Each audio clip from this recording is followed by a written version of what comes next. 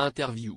Véritable temps fort de la 4e soirée des auditions à l'aveugle de The Voice 2024, ce samedi 2 mars sur TF1, la prestation d'Ona a impressionné les 5 coachs. Pour Télé Loisirs, la candidate de 23 ans est revenue sur son expérience sur le plateau du Télécrochet. Un choix cornélien. Il n'est jamais évident pour un talent de trouver la chanson qui le représentera le mieux lors des auditions à l'aveugle de The Voice. Et Ona, l'une des candidates de la 13e saison, le confirme. La Toulousaine faisait partie des chanteurs en herbe venus tenter leur chance devant les coachs, lors du 4e épisode du Télécrochet diffusé ce samedi 2 mars sur TF1. Dans une interview donnée à Télé Loisirs, la jeune femme est revenue sur son parcours, les raisons de sa participation à l'émission, qui a déjà révélé plusieurs artistes prometteurs, à l'instar d'Alphonse, cette édition, ainsi que sa prestation sur le plateau. J'ai détesté ma sœur sur le moment, Ona, The Voice 2024, révèle comment elle a été sélectionnée pour le casting du Télécrochet Télé Loisirs. Pouvez-vous nous en dire plus sur votre parcours? Ona, j'ai 23 ans et je suis toulousaine. J'ai fait beaucoup de petits boulots dans ma vie. J'ai été vendeuse en boulangerie, commis de cuisine, serveuse, manager dans un restaurant. Je me suis rapidement lancée dans la vie active car j'ai compris très tôt que les études n'étaient pas pour moi. J'ai également fait beaucoup de rugby. Ça a été une grosse partie de ma vie pendant 7 ans. Au fil de toutes ces expériences, j'ai rencontré des gens qui m'ont toujours conforté dans l'idée que je devais faire de la musique. C'est pour ça que je suis dans The Voice aujourd'hui. Comment est née votre passion pour la musique? C'est grâce à mes parents, Stéphane et Laurence. Ils m'ont inculqué une très bonne culture musicale qui va des années 40 à aujourd'hui. Des groupes comme U2, Police ou encore The Cure m'ont énormément marqué. Aretha Franklin et Otis Redding m'ont aussi pas mal influencé voire même sauvé à certains moments de ma vie, quand j'avais des coups durs et des doutes. La musique m'accompagne quelle que soit l'émotion que je vis, heureuse ou malheureuse. Ça maintient mon moral et m'aide à rester solaire. Comment vous êtes-vous retrouvé dans The Voice cette saison? Ma grande sœur, Lou, m'a inscrite sans que je le sache. Un jour, alors que je travaillais sur la Côte d'Azur, elle m'a prévenu que j'allais recevoir un appel important. Quand j'ai décroché, j'ai cru qu'il s'agissait d'une pub donc j'étais un peu agacé.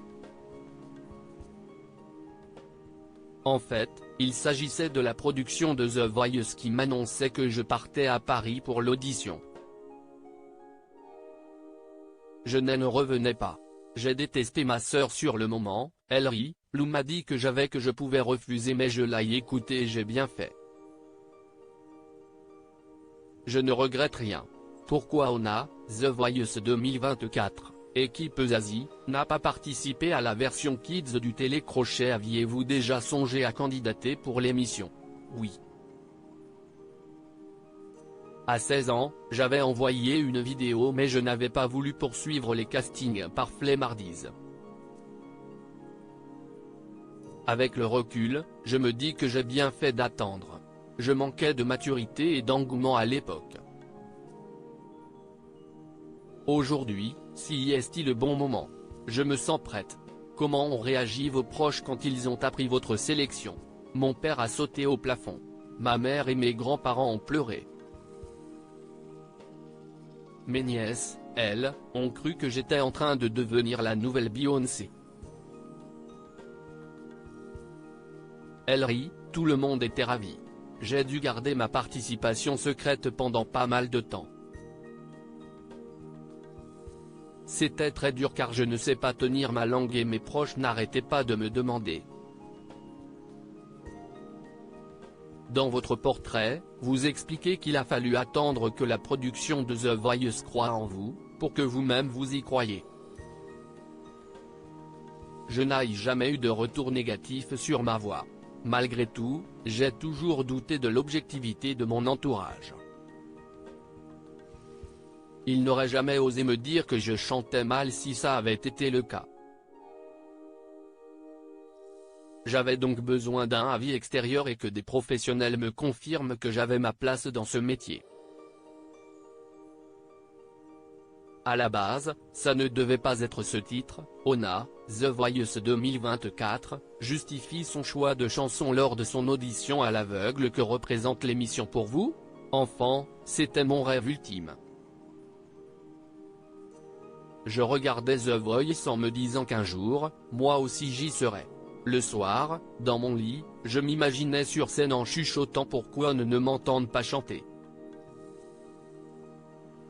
Ça m'arrivait encore de faire ça il y a un an, elle rit, lors des auditions à l'aveugle, vous avez repris Donne-moi ton cœur de Louane.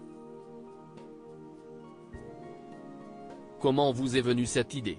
À la base, ça ne devait pas être ce titre. Je voulais chanter du Adele, car cet artiste est une véritable religion pour moi. Lors de mon premier casting à Paris, j'avais proposé un remix de Donne-moi ton cœur avec Femme Like You de Camaro. Ça avait plu mais je n'avais pas droit de chanter de mash-up, la création d'une chanson à partir de 2 titres déjà existants, note de la rédaction, dans l'émission.